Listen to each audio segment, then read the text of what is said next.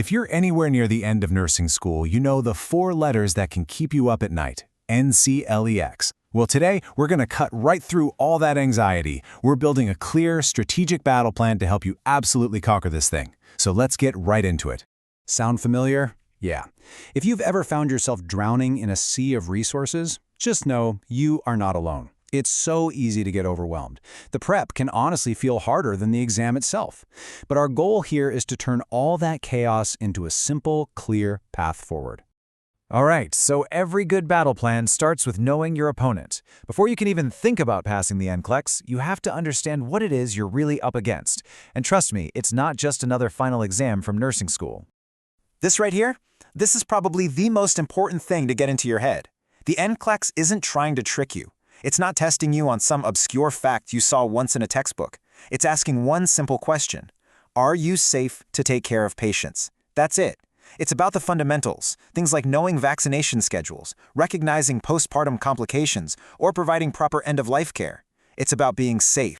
So how does the test figure that out? It uses something called computerized adaptive testing, or CAT. Think of it like this. The computer gives you a medium difficulty question. You get it right? Okay, the next one's going to be a little tougher. You get it wrong? No big deal. The next one's a bit easier. The computer is constantly adjusting to find your exact competency level. That's why your test might shut off at 85 questions while your friend's goes all the way to 150. It's not about the number. It's about the moment the computer is 95% sure you're a safe nurse.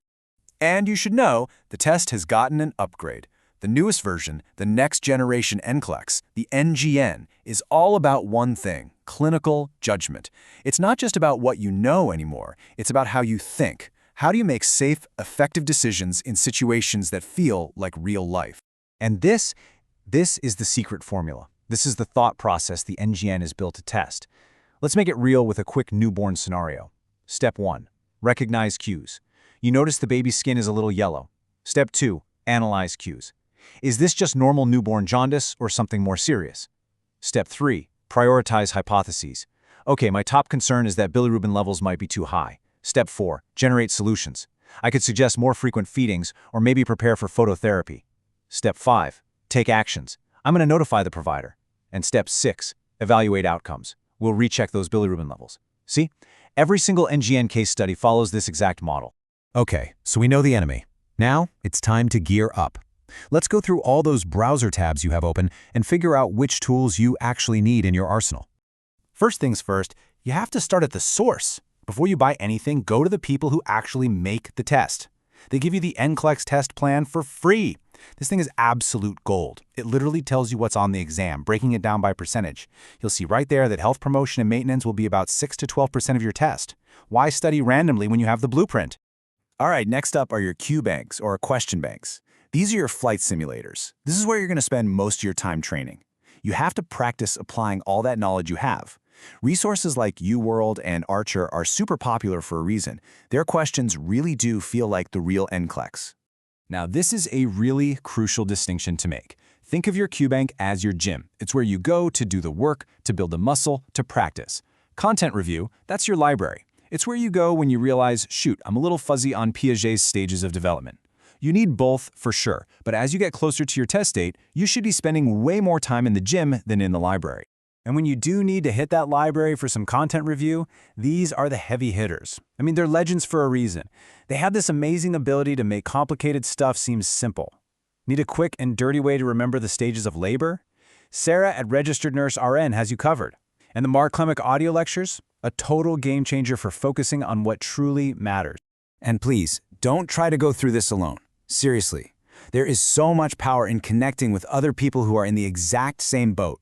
Places like the Pass NCLEX subreddit are just invaluable for getting tips, finding motivation, or just venting when you need to. You're not the only one feeling this way. Okay, so we've got our intel, we've gathered our best resources. Now for the most important part. How do we turn all of this stuff into a real, actual plan that gets you a pass? So, here's what a solid 6-week plan could look like. You see the pattern, right? You start by shoring up your knowledge base while just dipping your toes into practice questions. Then, you really ramp up the questions, and you let your weak areas guide what you review. The last couple of weeks are about building stamina with full exams. And then, and this is key, you rest.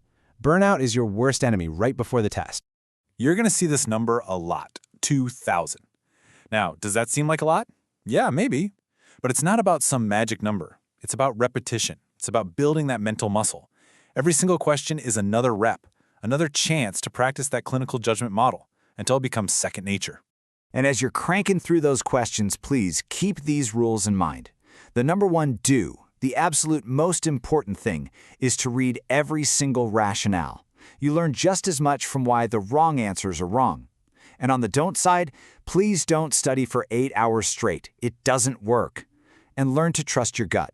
More often than not, your first instinct is the right one. All right, you've done the work. You understand the exam, you have your tools, you have your strategy.